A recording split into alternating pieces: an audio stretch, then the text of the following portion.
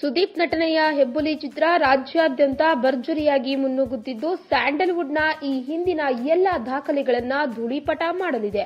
ಹೆಬ್ಬುಲಿ ಚಿತ್ರದ ವಿತರಕರಾದ ಜಾಕ್ ಮಂಜು ಅವರ ಲೆಕ್ಕಾಚಾರದ ಪ್ರಕಾರ ಹೆಬ್ಬುಲಿ ಚಿತ್ರ ಮೂರನೇ ದಿನಕ್ಕೆ 22 ರಿಂದ 24 ಕೋಟಿ ಕಲೆಕ್ಷನ್ ಮಾಡಿದೆಯಂತೆ.